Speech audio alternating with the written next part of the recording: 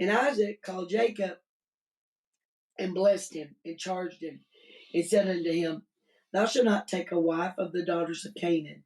Genesis 28 and verse 1. All the way through the Old Testament, we find that God doesn't want the godly to marry the ungodly.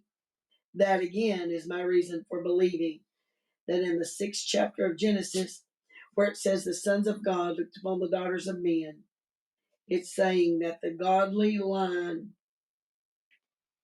married with the godless line of Cain. This finally resulted in the judgment of the flood, with only one godly man left. Intermarriage always leads to godlessness. I say this as a caution. I recognize that we're living in a day when young people are not apt to take advice from an old preacher. That's J. Vernon McGee and not me. An old preacher. They take your advice? No, he said. I know. Yeah, yeah, exactly. They wonder what he knows about it all. Frankly, if you want to know the truth, I know a whole lot about this particular matter. I've done years of counseling and have had many, many couples come to me and have been able to watch them through the years. The story is pretty much, it's the same. A young lady or young man will say they have met the right person, the one they wish to marry. The person's not a Christian. However, they want to marry that person, win him or her over for the Lord. May I say this, young lady, if you cannot win him for the Lord before you get married, you will not win him after you're married. I may say this, young man, if you can't win her for the Lord before you get married, you will not win her after you're married. God forbids the godly to marry the godless. It's always entails sorrow. I've seen literally hundreds of cases, and I've never seen a case where it's worked. Never. Never yet. You can bet you can't beat God. God has put it down indelibly all the way through the word that the godly are not to marry the godless.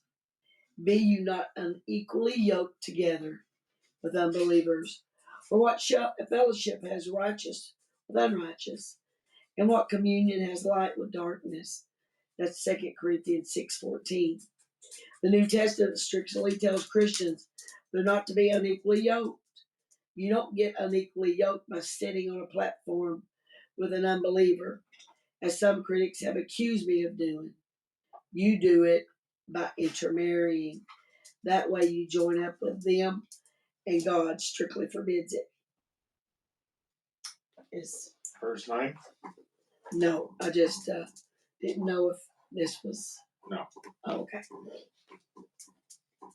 Arise, go to Pandaram, the house of Bethel, thy mother's father, and take thee a wife thence from the daughters of Laban, thy mother's brother.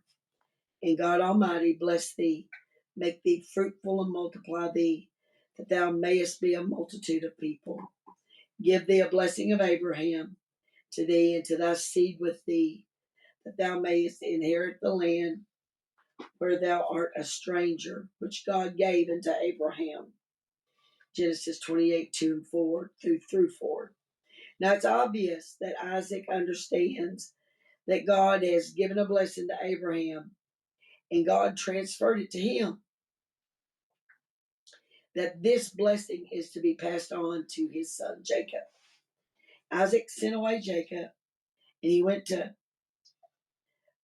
Padan unto Laban, the son of Bethuel, the Syrian, the brother of Rebekah, Jacob and Esau's mother. Genesis 28:5. Padanaram. Is that right? I knew how to say it until I started saying it. Sorry. That's all right. If you were to give the nationality of this family, you would have to say they were Syrians, because that's what they're called. Padan-Aram. Huh? Padan-Aram. Padan-Aram. Okay. Yeah, that's how you pronounce it. They went to Padan-Aram. Padan-Aram. Padan-Aram. Yeah. Okay. Unto Laban. The uncle. Right. Uncle Laban. Uncle Laban. Okay. People's going to start naming their children Laban now that we've Or said uncle. Or uncle. Hey, Uncle's the uncle. first name. Uncle Laban. Oh, sometimes the question's asked, was Abraham a Jew? Or was he an Israelite? No, actually, he was not. There were no Israelites until the time of Jacob, whose name was changed to Israel.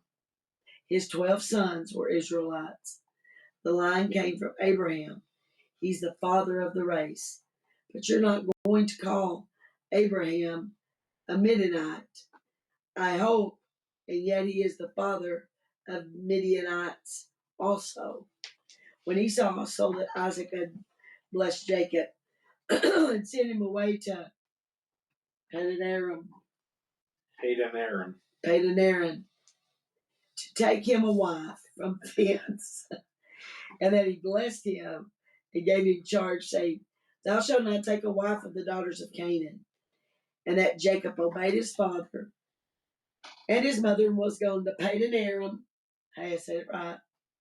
And Esau, seeing that the daughters of Canaan pleased not Isaac his father, then went to Esau to Ishmael and took unto the wives which he had in Mahalath, the daughter of Ishmael, Abraham's son, the sister of Nebaioth, to be his wife. Genesis 28:6-9. Now, lest someone misunderstand what I meant when I said that there was the line of Ishmael, let me say that the Bible will not follow his line. However, his line will be mentioned as it crosses the line leading to Christ. So here Esau goes out and marries the daughter of Ishmael. He thinks it will please his father. You see what a lack of spiritual perception he has. The Ishmaelites were as much rejected as the Canaanites or the Philistines. And that's even in McGee's commentary for verses 1-9. I'd like to take a look at Chuck Smith's commentary on verses 1-9. They were able to keep some sort of communication. There's probably caravans or letters. They knew that Laban had daughters. And so the further blessings of Jacob added blessings of Abraham. Isaac could not think of anything for Esau. Now he gives more to Jacob. Yeah. And so realizing his wives did not please his parents, he took a daughter of Ishmael. And so he just tries Things worse. to dig in a deeper hole. Making things worse. I always thought that Isaac gave him what he would have naturally got, and then he got from Isaac the things that he wouldn't have naturally got. But whenever I was growing up, but I guess that's not the case. But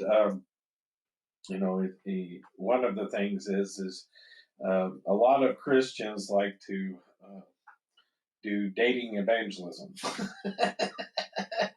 Yep. It's not a good idea.